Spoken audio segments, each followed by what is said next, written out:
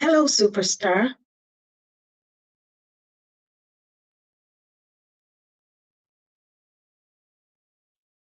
Hello, superstar.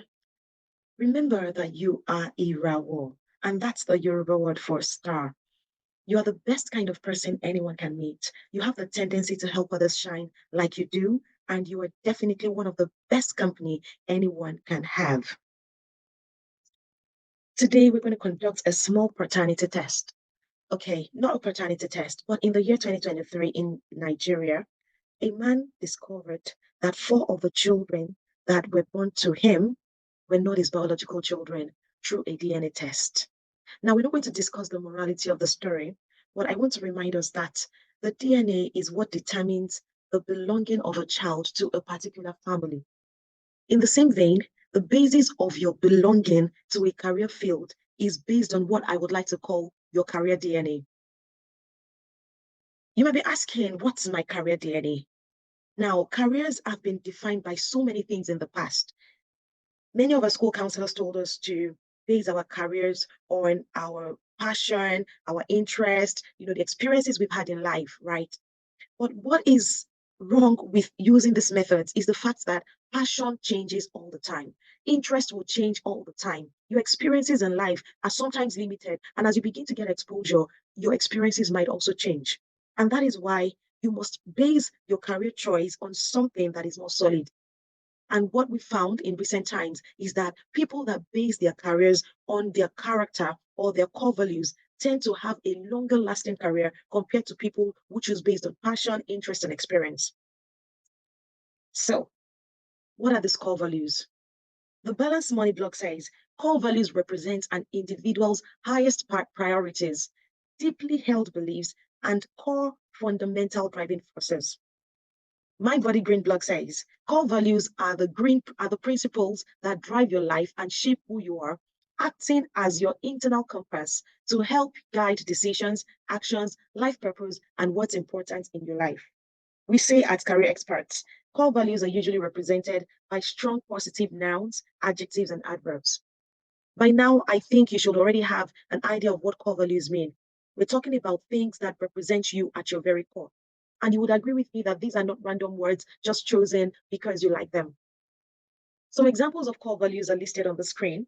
I'll just mention a few: achievement, adaptability, spirituality, quick witted, learning, motivation, professionalism, fun. All these words mean different things to different people. And each of them, as much as we might like some elements of this or some elements of that, the intensity to which we love these core values, to which we are dedicated and we express them, varies very widely.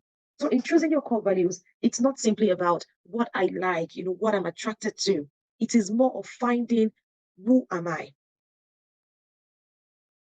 Different methods have been adopted in discovering core values. Some of the methods that have been used in the past include the guess method, where a person just looks at, okay, I think I'm quite disciplined, I'm diligent, and just picking random core values through a guesswork. Another method is elimination. So you're given a list of many core values, as many as possible.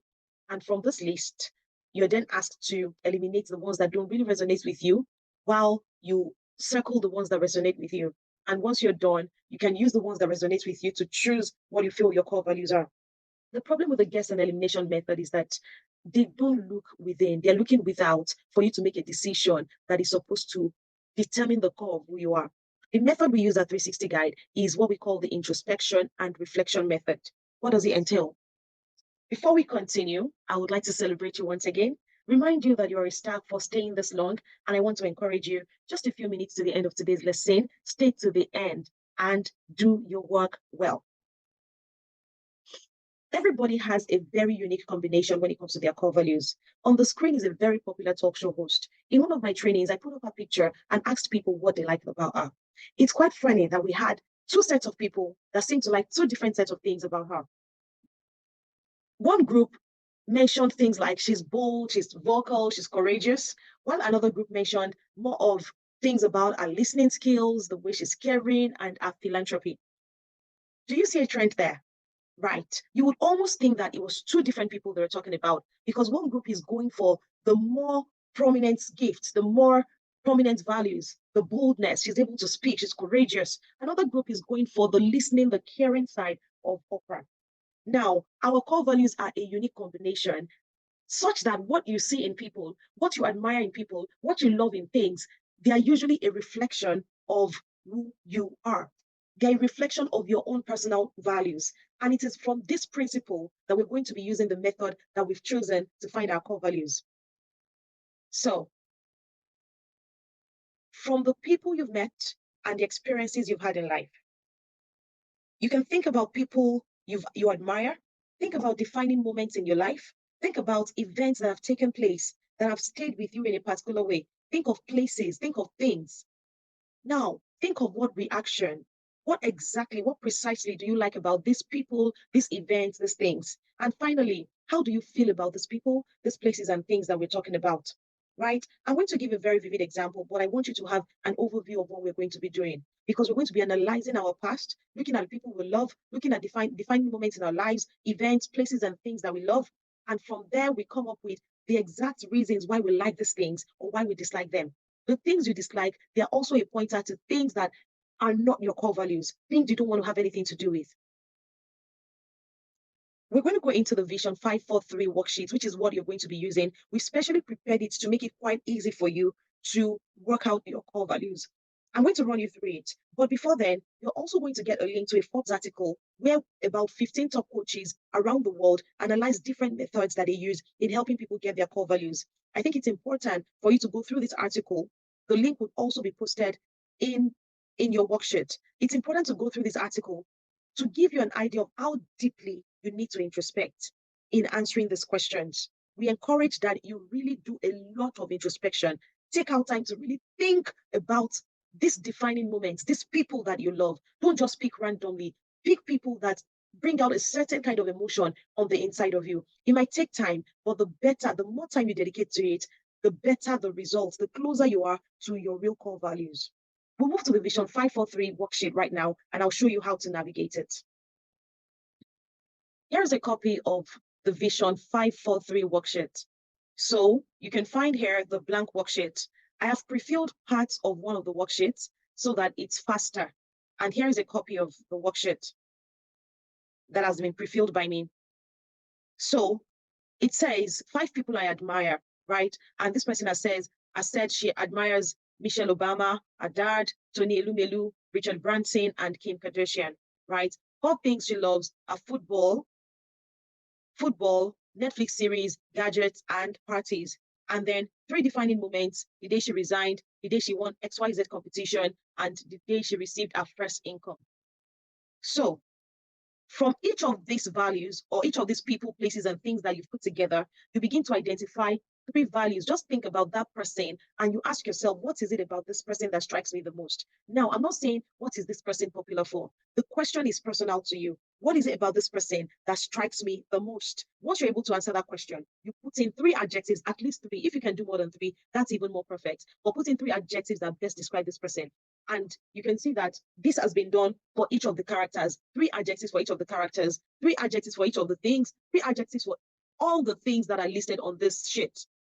Now, once you're done, the next thing is to come here and group similar values together. Now, the similar values that you're going to be grouping will be across board. So don't just group based on 5 people I admire alone, group across board. So for example, I can see stylish here. I'm going to put stylish here.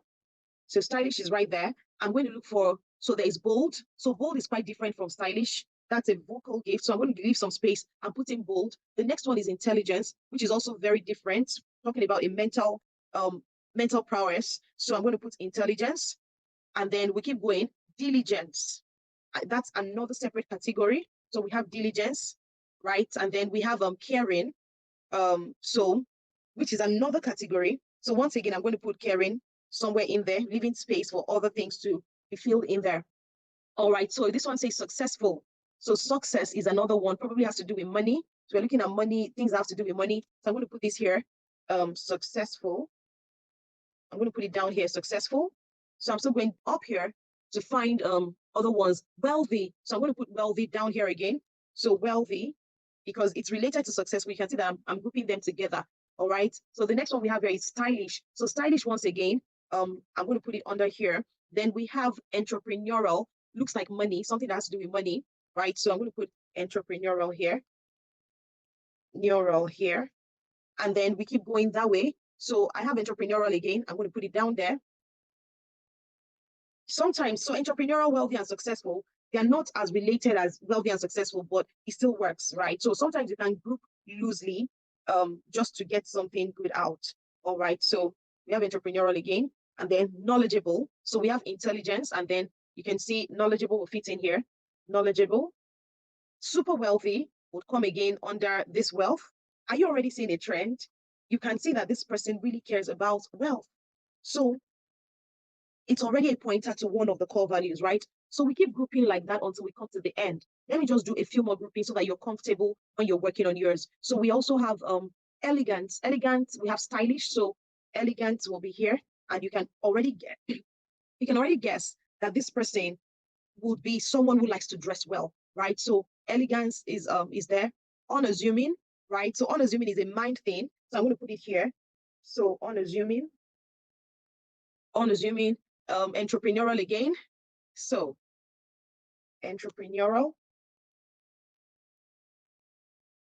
And we keep going and going and going until we get to that point where all of them are already grouped. Sometimes you can move some. So for example, once I'm done, if bold is standing alone, what I could do is I could move bold up to stylish because it's kind of a bit related, right? Depending on what the person was trying to express at that time. So this bold, Michelle is bold, right? Yeah, maybe in speech and all of that. So I could say, let me just move it to stylish. And some of them will stand alone and you just eliminate them, especially if they're not very strong core values for you. Now, at the end of the day, you might have a group of 5, 6, 7, 8 for all the groups. So for example, under successful, now this is one group. I will just put an highlight there to show that it's a group. Now for this group, I need to select one word that most resonates with me. So for example, for this person, it might be that wealthy, like, oh my God, I must be wealthy in this life, right? So it might be wealthy for some people, it might be successful, it might be success orientation, it might be entrepreneurial. So whatever is the most dominant, you can write it out for this group. So I'm going to write, let's just say that this person chooses success oriented, right? So I'm success oriented, or I have a wealth mindset, right? So that is,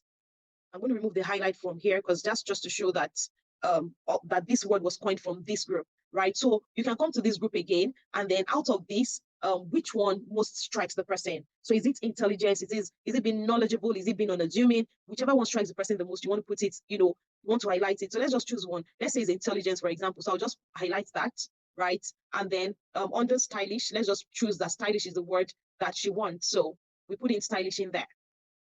All right. So by the time we're done with this, we would have a group of adjectives, right? So you can pick the most dominant. Excuse me. You can pick the most dominant, and then those will be your core values. So this person's core values will be what? Stylish, intelligent, and then success oriented. Success oriented, and these are the person's core values. Your core values, I would always advise, don't do between 3 to 6 is just fine. And by the time we are having our one-on-one, or when you're having your one-on-one with a mentor, you're able to then decide together, you're able to work together to eliminate some more or decide on what should stay and what should leave. But before you come to the one-on-one meeting with your mentor, please ensure that you have completed this form to the best of your ability. And with this, we have come to the end of today's training. I need you to remember that you do the world a great disservice when you suppress your personality to fix into a box or into a mold. The entire purpose of this training is to ensure that you're living the best life that you can live right now as regards your career. Don't forget this amazing quote. Our deepest fear is not that we are inadequate. Our deepest fear is that we are powerful beyond measure. It is our light, not our darkness, that most frightens us. We ask ourselves, who am I to be brilliant, gorgeous, talented, fabulous? Actually, who are you not to be? You are a child of God. Your playing small does not serve the world. There is nothing enlightened about shrinking so that other people won't feel insecure around you. We are all meant to shine as children do. We were born to make manifest the glory of God that is within us. It's not just in some of us, it's in everyone. And as we let our own light shine, we unconsciously give other people the permission to do the same. As we are liberated from our own fear, our presence automatically liberates others. Marianne Williamson. Have a good day.